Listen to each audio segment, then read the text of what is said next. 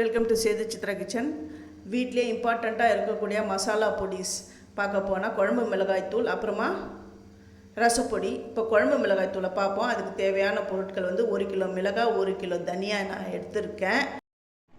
100 gram மிளகு போட்டு first வறுத்து எடுத்துக்கணும். மிளகு நல்லா வறுபட்டுடுது, நல்லா வாசனை வருது.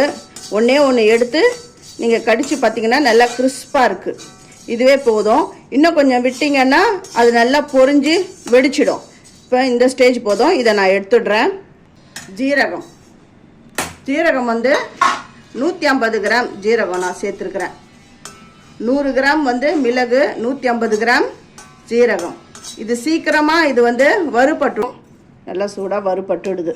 இப்போ இதையும் நான் எடுத்துடுறேன்.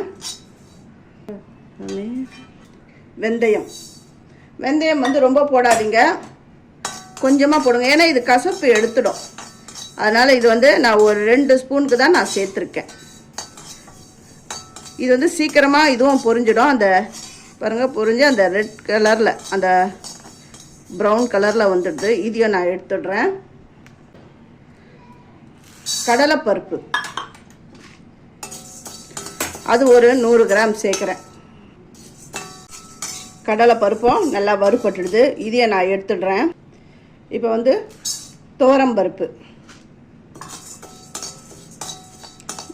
நல்லா அது ஒன்று எடுத்து நீங்கள் கடிச்சிங்கன்னா நல்லா கிறிஸ்பாக வரணும். அந்த அளவுக்கு வறுபடணும், நிறமும் மாறக்கூடாது. அதனால் ஸ்லோ ஃபயரில் வச்சு வருங்க.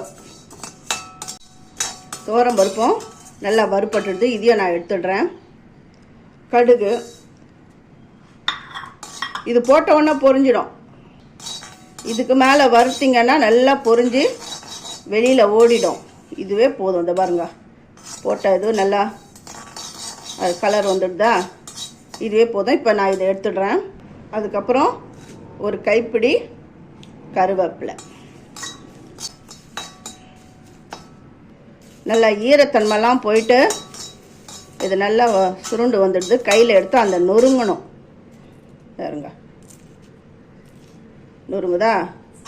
இது இருந்தால் போதும். இதை இப்போ எடுத்துடுறேன். அப்புறம் கல் உப்பு கொஞ்சமாக போடுறேன். ஏன்னா நம்ம இதை அரைச்சி வச்சிட்டோம்னு வச்சுக்கோங்களேன், 1 வருஷம் ஆனாலும் நல்லாயிருக்கும். இந்த வண்டுலாம் வராமல் இருக்கிறதுக்காக உப்பு கொஞ்சம் வறுத்து போடணும். ஏன்னா இந்த உப்பில் ஈரத்தன்மை இருக்கும். அதேமாதிரி கருவேப்பிலை பச்சை கருவேப்பிலை போடக்கூடாது. அந்த ஈரத்தன்மை இருந்ததுன்னா அந்த மிளகாத்தூள் நல்லா இருக்காது. நம்ம மிளகாத்தூள் இந்த மாதிரி நீங்கள் அரைச்சி வச்சுக்கோங்க. அது 1 வருஷம் ஆனாலும் நல்லாயிருக்கும். பாருங்க, ஈரத்தன்மை போயிடுது. இப்போ இதையும் நான் எடுத்துடுறேன்.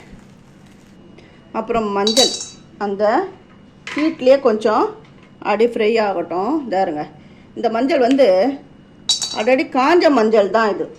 இந்த ட்ரை ஜிஞ்சர், இந்த சுக்கு பொடியும் போடுவோம். பாருங்க,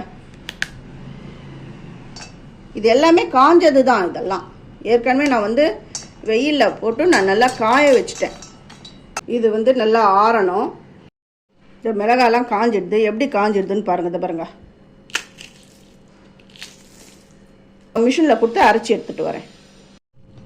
அரைச்சி எடுத்துன்னு வந்துட்டேன். இந்த மாதிரி நான் பேப்பரில் போட்டு இப்படி ஆற விட்டுடுங்க. இது எல்லா வித குழம்புக்கும், வெஜ் நான்வெஜ் அது எல்லாத்துக்கும் இதை யூஸ் பண்ணலாம்.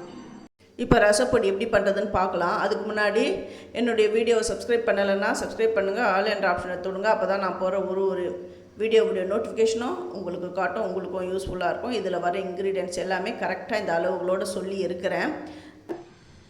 நான் இந்த கப் அளவு தான் நான் எடுத்திருக்கேன். இதில் 1 கப்பு தனியா எடுத்திருக்கேன். இந்த கப்பில் தான் அளந்தேன்.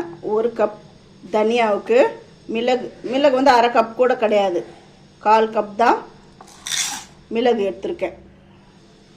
எந்த அளவுக்கு மிளகு எடுத்தோமோ அந்த அளவுக்கு ஜீரகம் அதே 1/4 கப். வேணுன்றவங்க ஜீரகத்தை கொஞ்சம் எக்ஸ்ட்ரா கூட சேர்த்துக்கலாம். துவரம்பருப்பும் 1/4 கப்பு, கடலைப்பருப்பும் 1/4 கப், ஒரு கைப்பிடி கருவேப்பிலை. இது ஒரு ஆர்க் இருந்தால் போதும். ஒரு 15 காஞ்ச மிளகாய் எடுத்திருக்கேன். காரம் ரொம்ப வேணாம் அப்படின்றவங்க ஒரு 10 கூட எடுத்தோம். ஃபஸ்ட்டு என்ன பண்ணுங்க, இது பாருங்க, இந்த காம்பை கட், அந்த தொப்பியை விட்டுட்டு அந்த காம்பை மட்டும் எடுத்துட்டேன். இது நல்லா காஞ்சிருந்தாங்க. ஃபஸ்ட்டு தனியாக போட்டு வறுக்கிறேன்.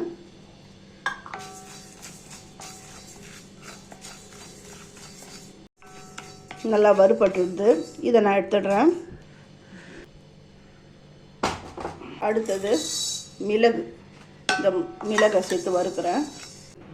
அடுத்தது சீரகம், இதையை நல்லா வறுக்கணும். சீரகமும் நல்லா வறுபட்டுடுது. இதையும் எடுத்துடுறேன். துவரம் பருப்பும் வறுபட்டுடுச்சு. இதை எடுத்துட்டு கடலை பருப்பு போட போகிறேன். கடலை பருப்பை வறுக்கிறேன். கடலை பருப்பும் வறுபட்டுடுது. இதையும் நான் எடுத்து வச்சுடுறேன். அப்புறம் கருவேப்பிலை வந்து கையில் இப்படி எடுத்து பாருங்க, இந்த அளவுக்கு நொறுங்கணும். இப்போது மிளகாய் சும்மா லைட்டாக அப்படி வறுபட்டாலுமே போதும். ஏன்னா ஏற்கனவே இது வந்து நல்லா காஞ்சிடுது. வெயிலில் காய வச்சு எடுத்துன்னு வந்துட்டேன். இதையும் நான் எடுத்துடுறேன். ஸ்டவ்வை ஆஃப் பண்ணிவிட்டு தான் அந்த மிளகாவை போட்டு ஒரு பரட்டினேன். இப்போ கொஞ்சமாக உப்பு, ஏன்னா அந்த ரசப்பொடி கொஞ்சம் டேஸ்ட்டாக இருக்கும். அதே டைமில் வண்டுலாம் வராது. இதையும் எடுத்துடுறேன். இது எல்லாமே கொஞ்சம் நல்லா ஆறணும். ஆறினவுடனே பொடி பண்ணிடலாம். இது எல்லாமே நல்லா ஆறிடுது. இப்போ மிக்ஸி ஜாரில் போட்டு நான் பொடி பண்ணுறேன். ஃபஸ்ட்டு மிளகாயை போட்டுடணும். மிளகாயை போட்டு பொடி பண்ணிவிட்டு அதுக்கப்புறம் தான் எல்லா இன்க்ரீடியன்ஸையும் நம்ம சேர்த்துக்கணும்.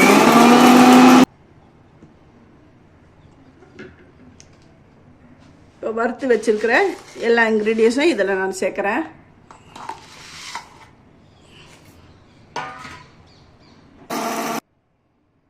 இப்படி ஓப்பன் பண்ணும்பொழுது அந்த ரசப்பொடி மணம் வந்து அவ்வளோ நல்லா இருக்குது. மணமாக இருக்குது. இதை பாருங்க, நல்லா நான் அரைச்சிட்டேன். இப்போ ஹோம்மேட் ரசப்பொடியும் ரெடி ஆகிடுது. வீட்லேயே குழம்பு மிளகாய் தூள், ரசப்பொடி, இந்த 2 ரெசிபியும் எப்படி பண்ணுறது அப்படின்றத கிளியராக என்னுடைய வீடியோவில் நான் சொல்லியிருக்கேன். இதை உங்கள் வீட்டிலே நீங்கள் செஞ்சு பார்த்துட்டு எனக்கு கமெண்ட் பண்ணுங்கள். தேங்க்யூ.